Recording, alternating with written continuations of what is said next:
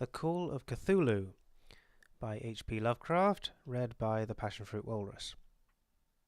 Found among the papers of the late Francis Wayland Thurston of Boston.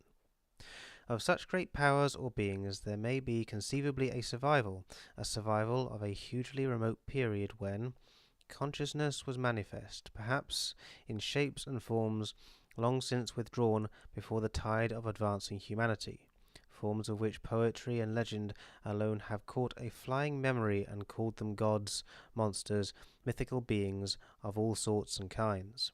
Algernon Blackwood. 1. The Horror in Clay. The most merciful thing in the world, I think, is the inability of the human mind to correlate all its contents. We live on a placid island of ignorance, in the midst of black seas of infinity, and it was not meant that we should voyage far. The sciences, each straining in its own direction, have hitherto harmed us little, but some day the piecing together of dissociated knowledge will open up such terrifying vistas of reality and of our frightful position therein, that we shall either go mad from the revelation or flee from the deadly light into the peace and safety of a new dark age. Theosophists have guessed at the awesome grandeur of the cosmic cycle, wherein our world and human race form transient incidents. They have hinted at strange survivals in terms which would freeze the blood, if not masked by a bland optimism.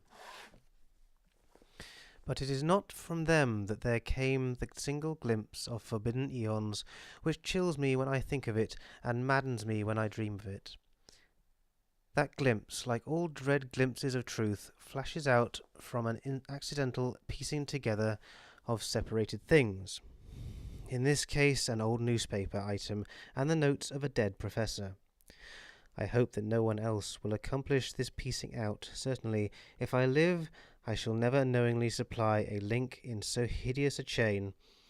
I think that the professor, too, intended to keep silent regarding the part he knew, and that he would have destroyed his notes had not sudden death seized him.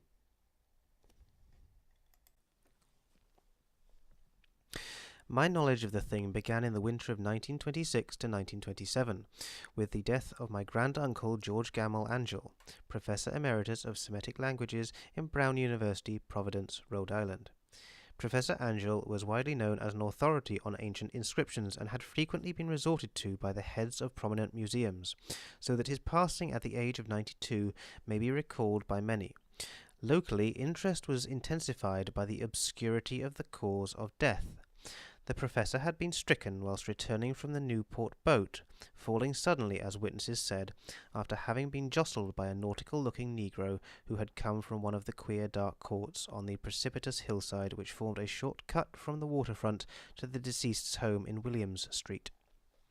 Physicians were unable to find any visible disorder, but concluded after perplexed debate that some obscure lesion of the heart induced by the brisk ascent of so steep a hill by so elderly a man was responsible for the end. At the time I saw no reason to dissent from this dictum, but latterly I am inclined to wonder, and more than wonder. As my grand-uncle's heir and executor, for he died a childless widower, I was expected to go over his papers with some thoroughness, and for that purpose moved his entire set of files and boxes to my quarters in Boston. Much of the material which I correlated will be later published by the American Archaeological Society, but there was one box which I found exceedingly puzzling and which I felt much averse from showing to other eyes. It had been locked, and I did not find the key till it occurred to me to examine the personal ring which the professor carried always in his pocket. Then indeed I succeeded in opening it, but when I did so, seemed only to be confronted by a greater and more closely locked barrier. For what could be the meaning of the queer clay bas-relief and the disjointed jottings, ramblings, and cuttings which I found? Had my uncle in his latter years become credulous of the most superficial impostures? I resolved to search out the eccentric sculptor responsible for this apparent disturbance of an old man's peace of mind. The bas-relief was a rough rectangle less than an inch thick, and about 5 by 6 inches in area, obviously of modern origin. Its designs, however, were far from modern in atmosphere and suggestion, for although the vagaries of cubism and futurism are many and wild, they do not often reproduce that cryptic regularity which lurks in prehistoric writing. And writing of some kind the bulk of these designs seems certainly to be, though my memory, despite much familiarity with the papers and collections of my uncle, failed in any way to identify this particular species or even to hint at its remotest affiliations. Above these apparent hieroglyphics was a figure of evidently pictorial intent. Though its impressionistic execution forbade a very clear idea of its nature, it seemed to be a sort of monster, or symbol representing a monster, of a form which only a diseased fancy could conceive. If I say that my somewhat extravagant imagination yielded simultaneous pictures of an octopus, a dragon, and a human caricature, I shall not be unfaithful to the spirit of the thing. A pulpy, tentacle head surmounted a grotesque and scaly body with rudimentary wings. But it was the general outline of the whole which made it most shockingly frightful. Behind the figure was a vague suggestion of a cyclopean architectural background. The writing accompanying this oddity was, aside from a stack of press cuttings in Professor Angel's most recent hand, and made no pretence to literary style.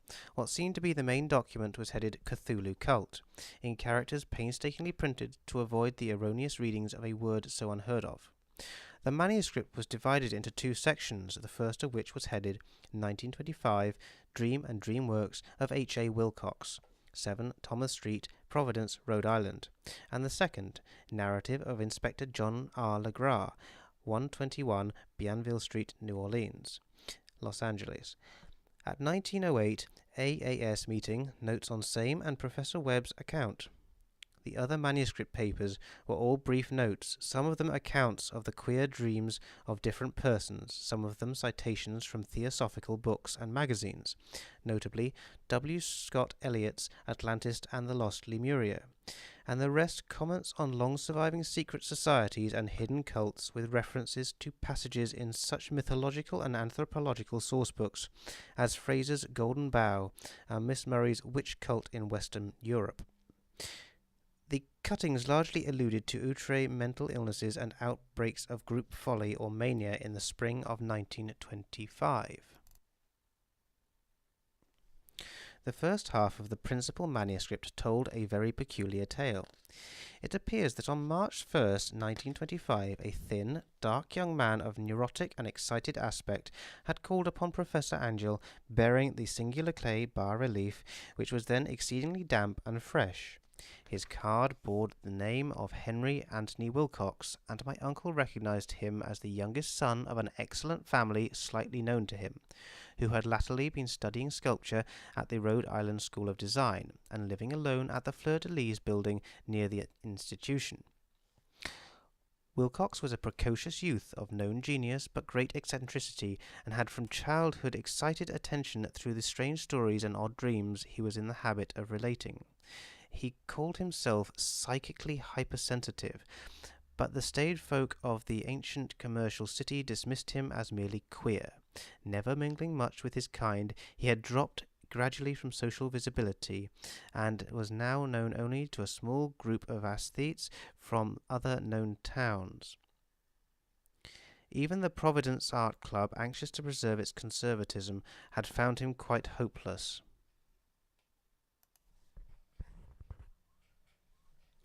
On the occasion of the visit, ran the professor's manuscript, the sculptor abruptly asked for the benefit of his host's archaeological knowledge in identifying the hieroglyphics on the bas-relief.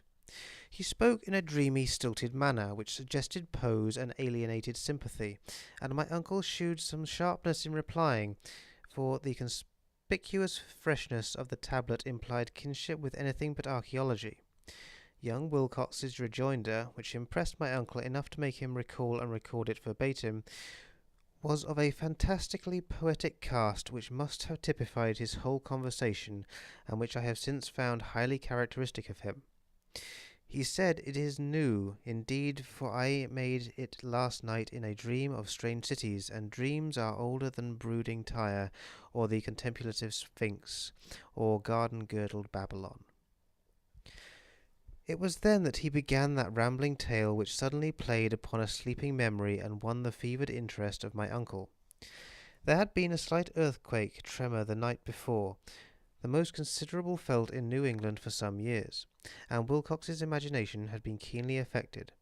Upon retiring, he had had an unprecedented dream of great cyclopean cities of Titan blocks and sky-flung monoliths, all dripping with green ooze and sinister with latent horror.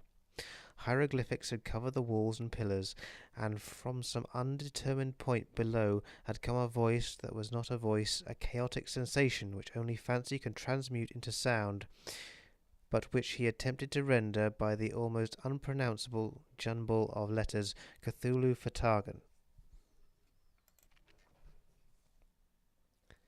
This verbal jumble was the key to the recollection which excited and disturbed Professor Angel. He questioned the sculptor with scientific minuteness, and studied with almost frantic intensity the bas-relief on which the youth had found himself working, chilled and clad only in his nightclothes, when waking had stolen bewilderingly over him. My uncle blamed his old age, Wilcox afterwards said, for his slowness in recognizing both hieroglyphics and pictorial design. Many of his questions seemed highly out of place to his visitor, especially those which tried to connect the latter with strange cults or societies, and Wilcox could not understand the repeated promises of silence which he was offered in exchange for an admission of membership in some widespread mystical or paganly religious body. When Professor Angel became convinced that the sculptor was indeed ignorant of any cult or system of cryptic lore, he besieged his visitor with demands for future reports of dreams. This bore regular fruit, for after the first interview the manuscript records nocturnal imagery, whose burden was always some terrible cyclopean vista of dark and dripping stone, with a subterranean voice or intelligence shouting monotonously in enigmatic sense impacts, unscribblable save as gibberish. The two sounds most frequently repeated are those rendered by the letters Cthulhu and Relay. On March 23rd, the manuscript continued, Wilcox failed to appear, and inquiries at his quarters revealed that he had been stricken with an obscure sort of fever and taken to the home of his family in Waterman Street. He had cried out in the night, arousing several other artists in the building, and had manifested since then only alternations of unconsciousness and delirium. My uncle at once telephoned the family, and from that time forward kept close watch of the case, calling often at the Thayer Street office of Dr. Toby, whom he learned to be in charge. The youth's febrile mind apparently was dwelling on strange things, and the doctor shuddered now and then as he spoke of them. They included not only a repetition of what he had formerly dreamed, but touched wildly on a gigantic thing miles high, which walked or lumbered about. He at no time fully described this object, but occasional frantic words, as repeated by Dr. Toby, convinced the professor that it must be identical with the nameless monstrosity he had sought to depict in his dream sculpture. Reference to this object, the doctor added, was invariably a prelude to the young man's subsidence into lethargy. His temperature, oddly enough, was not greatly above normal, but his whole condition was otherwise such as to suggest true fever rather than mental disorder. On April 2nd, at about 3 p.m., every trace of Wilcox's malady suddenly ceased. He sat upright in bed, astonished to find himself at home and completely ignorant of what had happened in dream or reality since the night of March 22nd. Pronounced well by his physician, he returned to his quarters in 3 days, but Professor Angel was of no further assistance. All traces of strange dreaming had vanished with his recovery, and my uncle kept no record of his night thoughts after a week of pointless and irrelevant accounts of thoroughly usual visions. Here the first part of the manuscript ended, but references to certain of the scattered notes gave me much material for thought, so much in fact that only the ingrained scepticism then forming my philosophy can account for my continued distrust of the artist. The notes in question were those descriptive of the dreams of various persons covering the same period as that in which young Wilcox had had his strange visitations. My uncle, it seems, had quickly instituted a prodigiously far-flung body of inquiries amongst nearly all the friends whom he could question without impertinence, asking for nightly reports of their dreams, and the dates of any notable visions for some time past. The reception of his request seems to have been varied, but he must at the very least have received more responses than any ordinary man could have handled without a secretary. His original correspondence was not preserved, but his notes formed a thorough and really significant digest. Average people in society and business, New England's traditional salt of the earth, gave an almost completely negative result. The scattered cases of uneasy but formless nocturnal impressions appear here and there, always between March 23rd and April 22nd, the period of young Wilcox's delirium. Scientific men were little more affected, though 4 cases of vague description suggest fugitive glimpses of strange landscapes, and in one case there is mentioned a dread of something abnormal. It was from the artists and poets that the pertinent answers came, and I knew that panic would have broken loose had they been able to compare notes. As it was, lacking their original letters, I half suspected the compiler of having asked leading questions or having edited the correspondence in corroboration of what he had latently resolved to see. That is why I continued to feel that Wilcox, somehow cognizant of the old data which my uncle had possessed, had been imposing on the veteran scientist. These responses from aesthetes told a disturbing tale. From February 28th to April 2nd, a large proportion of them had dreamt very bizarre things, the intensity of the dreams being immeasurably the stronger during the period of the sculptor's delirium. Over a fourth of those who reported anything reported scenes and half-sounds not unlike those which Wilcox had described, and some of the dreamers confessed acute fear of the gigantic nameless thing visible towards the last. One case, which the note describes with emphasis, was very sad. The subject, a widely known architect with leanings towards theosophy and occultism, went violently insane on the date of young Wilcox's seizure and expired several months later after incessant screamings to be saved from some escaped denizen of hell. Had my uncle referred to these cases by name instead of merely by number, I should have attempted some corroboration and personal investigation, but as it was, I succeeded in tracing down only a few. All of these, however, bore out the notes in full. I have often wondered if all the objects of the professor's questioning felt as puzzled as did this fraction. It is well that no explanation shall ever reach them. The press cuttings, as I have intimated, touched on cases of panic, mania, and eccentricity during the given period. Professor Angel must have employed a cutting bureau, for the number of extracts was tremendous, and the sources scattered throughout the globe. Here was a nocturnal suicide in London, where a lone sleeper had leapt from a window after a shocking cry. Here, likewise, a rambling letter to the editor of a paper in South America, where a fanatic deduces a dire future from visions he has seen. A dispatch from California describes a theosophist colony as donning white robes en masse for some glorious fulfillment which never arrives, whilst items from India speak guardedly of serious native unrest towards the end of March. Voodoo orgies multiply in Haiti, and African outposts report ominous mutterings. American officers in the Philippines find certain tribes bothersome about this time, and New York policemen are mobbed by hysterical Levantines on the night of March 22nd to 23rd. The west of Ireland, too, is full of wild rumour, and legendary and fantastic painter named Ardois Bonnard hangs a blasphemous dream landscape in the Paris Spring Salon of 1926. And so numerous are the recorded troubles in insane asylums that only a miracle can have stopped the medical fraternity from noting strange parallelisms and drawing mystified conclusions.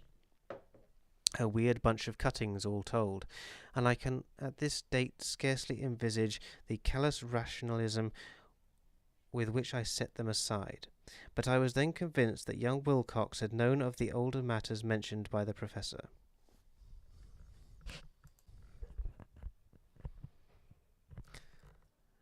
That was The Call of Cthulhu, Part 1, The Horror in Clay, read by the Passion Fruit Walrus. Thank you very much for listening.